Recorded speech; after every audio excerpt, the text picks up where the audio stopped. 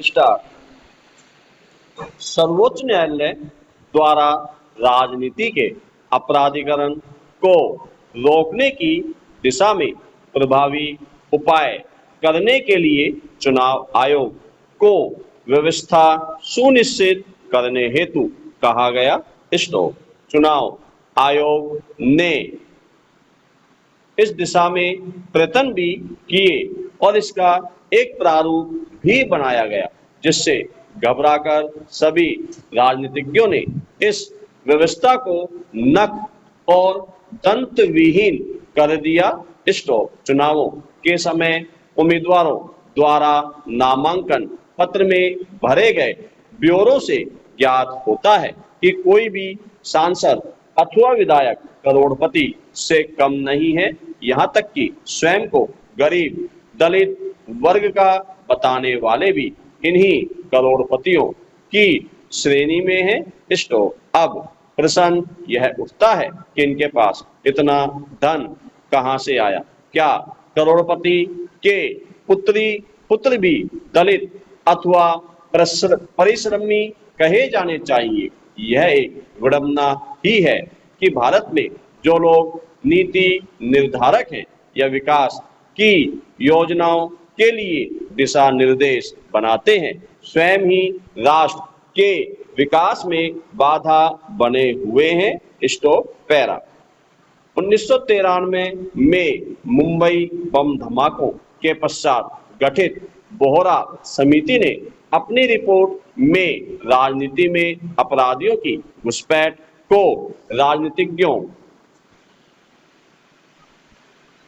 और अपराधियों के मध्य पनपते गठजोड़ के रूप में रेखांकित किया था। स्टॉप। रिपोर्ट के अनुसार यह गठजोड़ संवैधानिक व्यवस्था को अप्रासंगिक बना रहा है। स्टॉप। इस रिपोर्ट में स्पष्ट रूप से कहा गया था कि अपराधी राजनीति में विशेषतः सत्ता में प्रवेश करने हेतु पानी की तरह धन बहाते हैं और बाद में इससे कई गुना अधिक धन का संग्रह भ्रष्टाचार के माध्यम से करते हैं। स्टॉप। बम्बई बम विस्फोट जिसने 300 लोगों की जान ले ली, केवल इस कारण संभव हो सका कि 20 लाख रुपए की रकम कस्टम विभाग को दी गई और उन्होंने RDX का देश में लाया जाना संभव बना दिया। स्टॉप। ये खेल एक तरफा नहीं है। स्टॉप। जिस तरह से राजनीतिज्ञ अपने हितों के लिए पुलिस विभाग का उपयोग करते हैं, स्टॉप, उसी प्रकार से पुलिस विभाग भी राजनीतिज्ञों के सत्ता बल का पूरी तरह से उपयोग करता है। स्टॉप। जैसे कि यदि किसी पुलिस अफसर को अपनी पदोन्नति करानी हो या अपना तबादला अपनी इच्छित जगह पर कराना हो, तो वह राजनीतिज्ञों से सांठ-गांठ कर अपना स्वार्थ पूरा कर लेता है और समय आने पर राजनीतिज्ञों का कोई भी अवैध कार्य कर अपना कर्तव्य पूरा करता है और ये लेन देन की श्रृंखला ऐसे ही आगे बढ़ती रहती है। स्टॉप। अधिकांश राज्यों की पुलिस के पास राजनीतिज्ञों और माफिया तंत्र के गठजोड़ की ठोस जानकारी होती है, किंतु उनकी विडंबना यह है कि वे इस संबंध में कुछ कर नहीं सकते, क्योंकि चुनाव जीतने के पश्चात उन्हें उन्हीं के घरों की पहरेदारी करनी है और उन्हीं की सुरक्षा करनी पड़ती है। स्टॉप। शीर्ष स्तर से अनुमति न मिलने के कारण पुलिस ऐसे गठजोड़ को तोड़ने में न केवल विफल रहती है, अपितु स्वयं भी उनके साथ मिल जाती है ताकि उनके घर परिवार अपराधियों का निशाना न बन सके। स्टॉप। उदाहरण के लिए मुंबई के माफिया तंत्र और राजनीतिज्ञों के मध्य संबंधों के बारे में पुलिस को 1986 से ही पता था फिर भी कोई ठोस कार्रवाई नहीं हुई। Stop para. बोहरा समिति की रिपोर्ट में स्पष्ट कहा गया था कि बिहार, उत्तर प्रदेश एवं हरियाणा में अपराधियों और राजनीतिज्ञों का खुल्लम खुल्ला गठजोड़ है। स्टॉप। सभी प्रदेशों में इन अपराधियों को सत्तासीन और सत्ता से बाहर प्रभावशाली नेताओं का संरक्षण है। स्टॉप। रिपोर्ट के अनुसार प्रभावशाली तस्कर गिरोह जिनके अंतर्राष्ट्रीय स्तर पर संबंध है, हवाला के जरिए काले धन की अर्थव्यवस्था पर पैर जमा चुके हैं। स्टॉप। ये एक समानांतर अर्थव्यवस्था चला रहे हैं जिससे भारतीय अर्थव्यवस्था के ढांचे को गंभीर खतरा उत्पन्न हो गया है। Stop para. स्वतंत्रता प्राप्ति के पश्चात भ्रष्टाचार के विरुद्ध समाज में कोई स्पष्ट विरोध उत्पन्न नहीं हो पाया। स्टॉप। सामान्य जनता ने भ्रष्ट आचरण को व्यवस्था का एक रूप स्वीकार कर लिया और भ्रष्टाचार के विरोध का कोई विचार भी सामान्य जनता में अब दिखलाई नहीं पड़ता। और यदि कोई भी व्यक्ति इस भ्रष्ट व्यवस्था के विरुद्ध जाने का साहस करता भी है, वह कोई न कोई दंड पाता है या अपने किसी अधिकार से वंचित रह जाता है।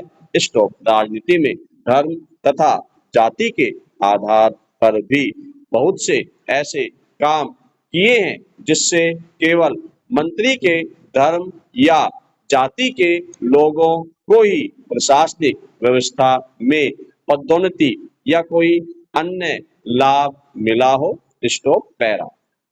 एक टीवी के स्टिंग ऑपरेशन में 11 सांसद, जिनमें 6 सांसद बीजेपी, 3 सांसद बसपा, 1 राजद और 1 कांग्रेस को संसद में प्रश्न उठाने के लिए 15,000 रुपए से 1,10,000 रुपए तक रिश्वत लेते पकड़ा गया।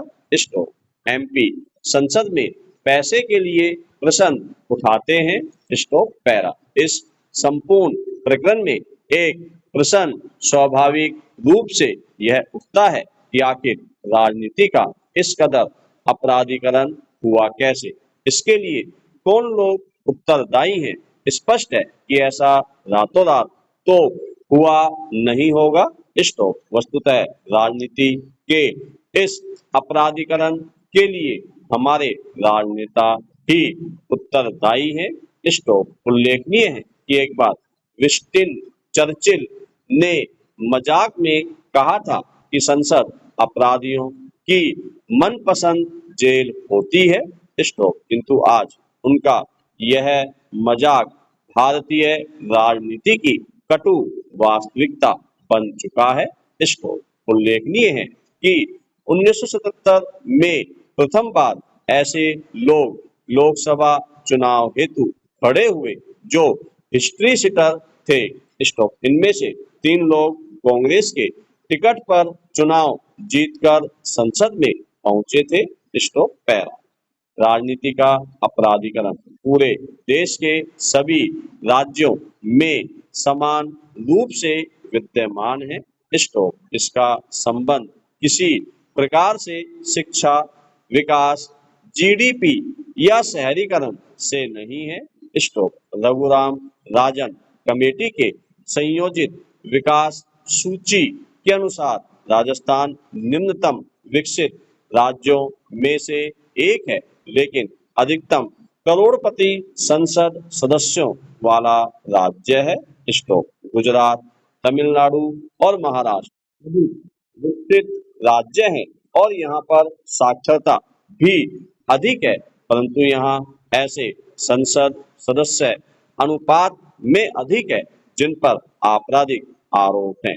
पूर्वोत्तर राज्यों में स्थिति सबसे अच्छी है। यहाँ पर 7 सिस्टर स्टेटस में कुल 126 उम्मीदवारों में से केवल 6 पर आपराधिक मुकदमे हैं।